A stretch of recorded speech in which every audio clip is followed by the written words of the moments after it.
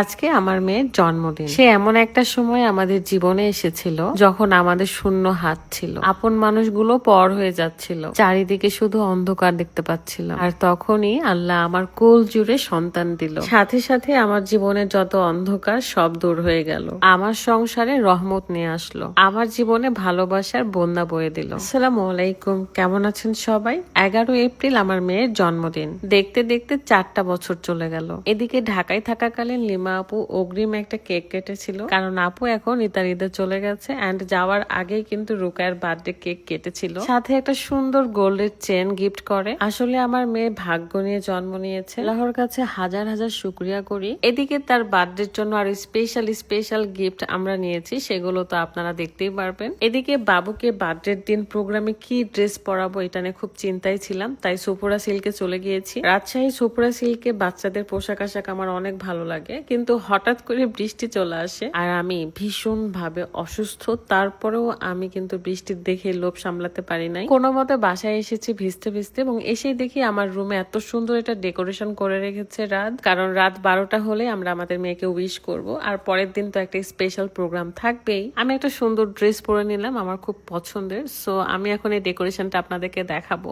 অনেকেই বলতেছেন happy birthday to পুটলি, কেন? আসলে পুটলি সবাই আদর করে ডাকে, আর সেটাই আসলে দিয়েছে। রাত 12টা বাজতে 5-6 মিনিট বাকি, ততক্ষণে রুকায়াকে রেডি করাই দিচ্ছিলাম, এবং আস্তে আস্তে আমার বাসায় সবাই চলে এসেছে।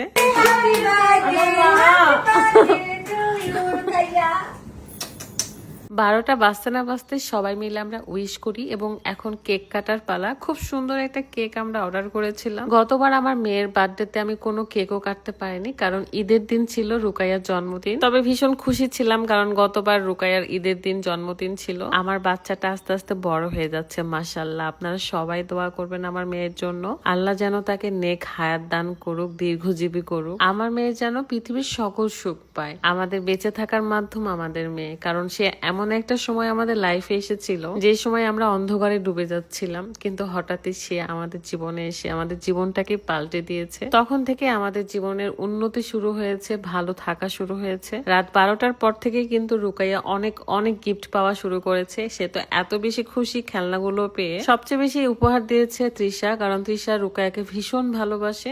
মেকআপ, খেলনা, চেইন থেকে শুরু করে অনেক কিছুই দিয়েছে। আর রিমোট কন্ট্রোল হেলিকপ্টার কিন্তু তার মামা দিয়েছে। আসলে ছোট ছোট গিফট পেতে সবারই অনেক ভালো লাগে, আর ছোট মানুষ হিসেবে কিন্তু বুঝতে পারছেন সে কত বেশি খুশি, কত খুশিতে সে এনজয় করতেছে সবকিছু। ব্যাপার হলো সে সবসময় এক্সাইটেড থাকে কখন তার এই কেকের পুতুলগুলো সরাবে, কখন এগুলো খাবে। অলরেডি আজকে আপনারা দেখে নিয়েছেন আমরা একটা বড় প্রোগ্রামও করেছি, সেটার ব্লগ আসবে ইনশাল্লাহ। যদিও বা দেশের অবস্থা খারাপ আমি বুঝতে পারছি, তারপরেও আমার ছোট মেয়েটার জন্মদিন, তাই একটা ছোট্ট প্রোগ্রামও করে ফেলেছি। তো আমি ব্লগ একটু কম দিচ্ছি কয়েকটা দিন ধরে, মন টন খারাপ। সবসময় ফিলিস্তিনবাসীর জন্য মনের ভেতর থেকে দোয়া করছি যেন এই সব যুদ্ধ এখানে শেষ হয়, সবকিছু ভালো হয়। মহান আল্লাহ তাআলা যেন আমাদেরকে ক্ষমা করে দেয়। তো আজকের মতো বিদায় নিচ্ছি, ভালো থাকবেন, আল্লাহ হাফিজ, আসসালামু আলাইকুম।